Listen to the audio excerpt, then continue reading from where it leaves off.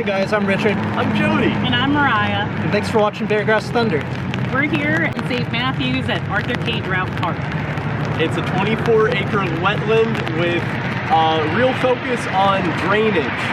This flows along the middle fork of Beargrass Creek through St. Matthews, through Browns Park, through Small St. Matthews, Oxmoor Mall, and here it actually is meant to be able to flood.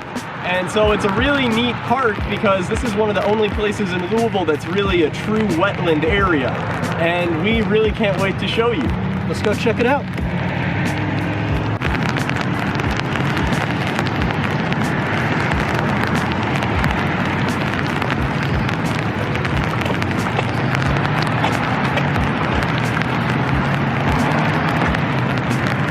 Look at all those chickens. This is really cool. I do like this. It looks like this is trumpet vine. Yeah, this is the same stuff that grows in the alley. Oh wow. Yeah, it's just much older. Look at this.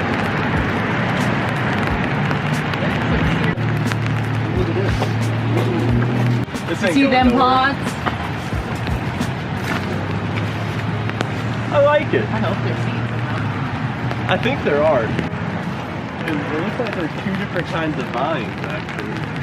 Oh, what's this? Oh, it's just not open.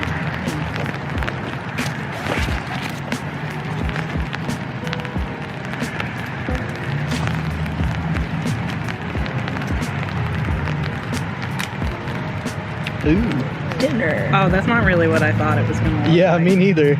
But I guess those are like Oh, hot little damn. seed- Look at that. That's a lot of seeds It's for a lot one of pod. seeds. Oh, they're so soft. Touch them. Oh wow. Yeah. It's not the texture I thought it would have. Oh, They're like silky. So that Here comes is- Jody with the info. Yep. Yeah, so this is trumpet vine. And then the other part is actually Chinese wisteria, and that's really awful to actually have because it's super invasive. But this one's trumpet. But this one's trumpet vine. Dang. That's really cool. It has really nice purple flowers in the spring, wisteria does. Trumpet vine has orange. Wow. I know, right? Look at how many. I know, right? I'm gonna make it rain. Yeah. Yeah. So trumpet vine gets a bad rap because it spreads a lot. Ooh. Cute. Jody, why'd you walk away from it? You're making it rain. Ruining the shot. Oh, I'm sorry. How could you? That's so cool. Ow. Oh. Oh my gosh. Oh, this is a sweet gum. We're tumbling around the floor of our house. Oh gosh. Yeah, so these are spiky boys. Sweet gum, you Oh, know, look, the seeds came out in my hand. yeah, sweet gum gets a bad rap, but really these are great bird Ooh, food. that's a bug. Not so much for suburban areas because literally these spiky balls land in your yard, and if you're running around barefoot, they hurt. Even if you're not barefoot, like it still like hurts to step on. Right? Fireball. But 10 damage. But the thing about it is that when you're planning a suburban area or anything like that, just because it's not good for humans doesn't mean it's not good for the wildlife in the area. So if you have a spot in your yard that doesn't really get a lot of foot traffic, these trees would make a lot of sense to put. He's gonna start developing senses to when he's being photobombed. Right. Right?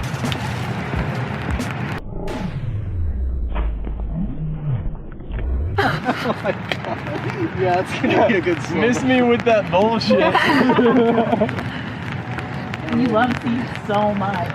Not spiky boys. Yeah, this is Chinese wisteria. And they grow really thick and they're really pretty in the spring, but like they're hella invasive and bad. So, you know, it sucks because they probably spend a lot of time on this, and it's probably one of the worst plants you can possibly have in this area. But it's pretty. Yeah. I mean, unfortunate but pretty. Yeah. It feels like water. I know, they're really soft. It's like a big green bean. Stroke it. The camera loves that.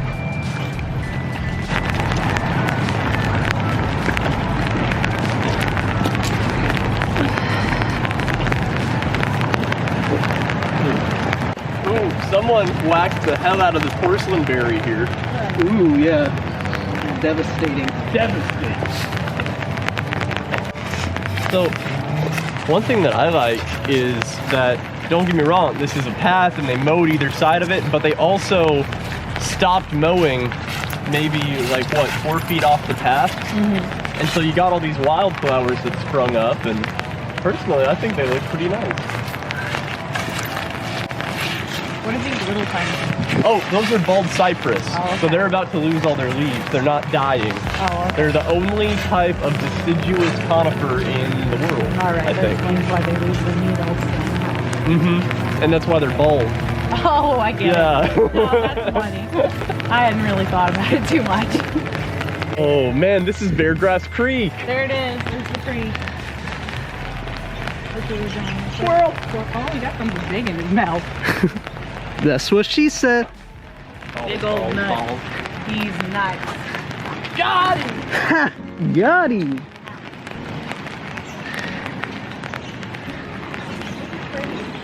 So this is the middle fork of Beargrass Creek. Now this starts almost at Anchorage, and it flows through Mall St. Matthews, goes down Shelbyville Road, goes past Browns Park, Oxmoor Mall, this park, Arthur K. Draut Park, before finally coming to meet the South Fork in Clifton. And so it's really, really important that we focus on all 3 forks of Beargrass Creek, because we're talking most of inner Louisville within 264 all has to do with Beargrass Creek, because that's where the neighborhoods originally got their water from.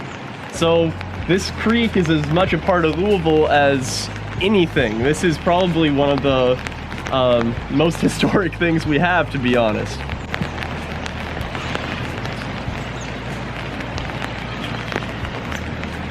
So what they did here, these stones, are to keep the water from cutting out the bank too much. See, it actually breaks up the water flow and tries to divert it into the center instead of on that side. And so if you compare this to what we see on the South Fork, right, you know, it's actually much less erosion. There are really a lot more native plants here and a ton more trees on the riverbank.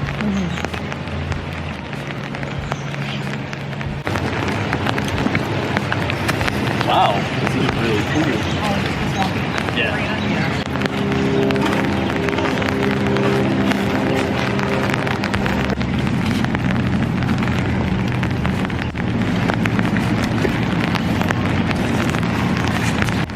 So this is really interesting because there's a ton of standing water here, right? This is a wetland area. So the trees are actually very different from the other parks we've actually visited before. There's a ton more willows. You got a lot of hop hornbeam, box elder, things that grow in watershed areas. And especially silver maples. Silver maples are a really fast growing, water loving tree. Terrible to have around houses because both willows and silver maples will seek out pipes with their roots to try to find water, and not good for your plumbing, right? But in a wetland area, their role is really vital because those really long roots will actually help to curb the amount of flooding that you have in an area. You know, the water-loving trees really do love water.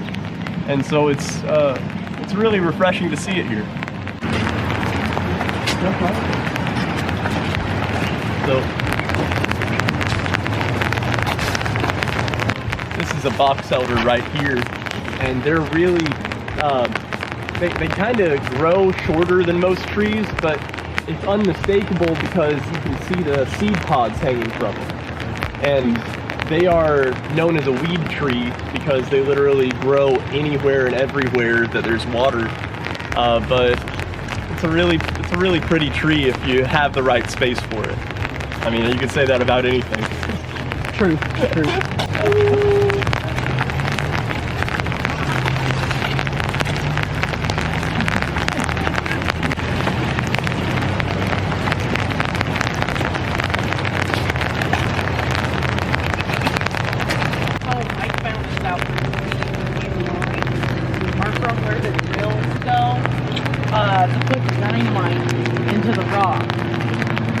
That's pretty cool. Yeah. Wait, can you show us? Yeah, see these lines right here? That's where they drilled into the stone to put the I said dynamite, but to put the explosive to like split the stone into squares so they could get it. That's how they clear the side of roads. Really? I Yeah. didn't know that. I did not know that. That's Oh really yeah, your cool. dad told me. Daddy Longlegs. Yeah. Oh, Daddy Longlegs. Look at him, he's having a good time. He was away from the rain, you disturbed him.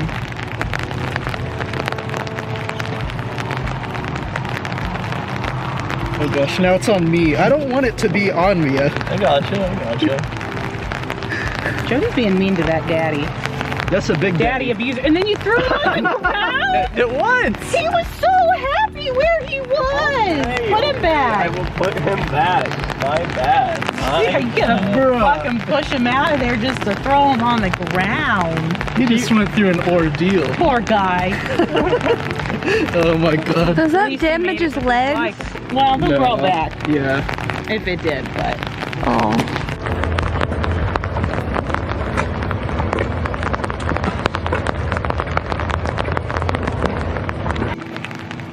Now, what are these things?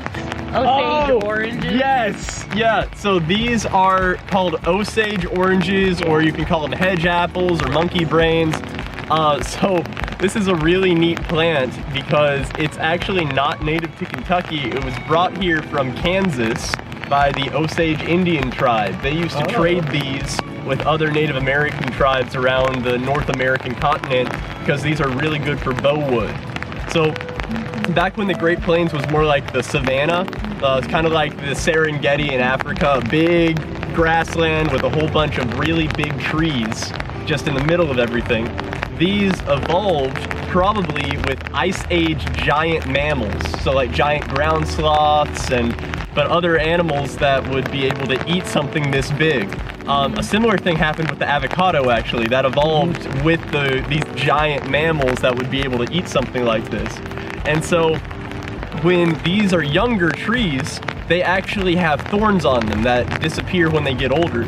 So back in the 1800s, before barbed wire was a thing, you actually planted a whole bunch of these in a row, kept them shorter, and then you got a natural hedgerow that kept the animals back. That's really smart. Yeah, so when you see a bunch of trees like this, a big example of that is going into the Louisville Zoo. You see them on the side of the road. Joe Creason Park. That was a property line. Yeah. So you planted these trees to demarcate your property line and to keep your animals at bay, but these trees live a long time, right? So the deer and squirrels, they'll eat these as a last resort, but they don't really like them. It doesn't look like it tastes very good. If you put them in your room, they keep spiders away. Really? So we're told. Interesting. That's what I grew up hearing. Yeah, they were called monkey brains. You put them in the corner of your room, they'll keep the spiders out. I don't know if it's true or I'll not. have to give that a try. Yeah. Do you think that monkey brains keep spiders away? Comment below.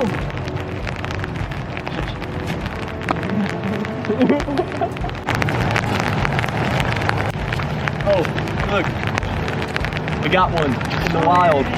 Oh, nice.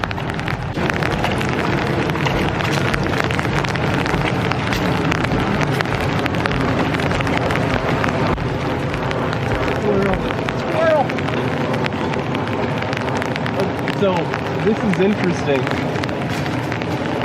This is the Osage Orange. This giant tree right here. So what this tells me is that this tree was probably here back when this was all farmland. This was probably some kind of pasture. And I'm willing to bet that this was probably some kind of boundary marker. Interesting. It is massive. You can see how much it spreads out.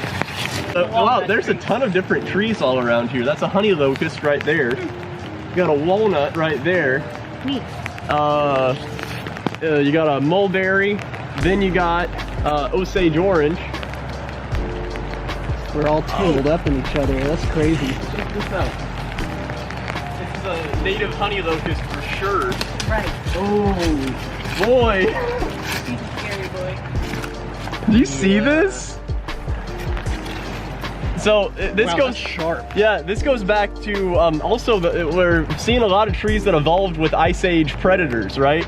So if these leaves and the seed pods of the honey locust tree are very, very sweet, but that also means that if you're an herbivore, you could probably strip this tree down, you know, very easily. So what do you do to guard against people eating you? Well, you get some crazy thorn action. Really bad. Like really bad. No, that's nuts. But this is really interesting. This is how a tree actually defends itself against other animals trying to eat it. So this is a really rare thing to see in an urban area, you know? My girl knows how to accessorize.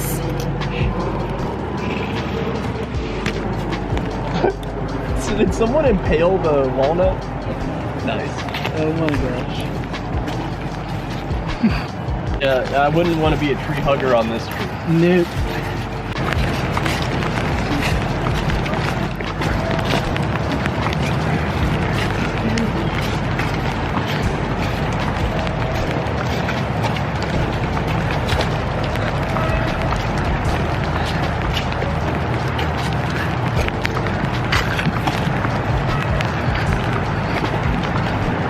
All right, so this has been Arthur K. Draut Park in St. Matthews. Thank you so much for joining us on our tour, but please remember, pick up your damn trash.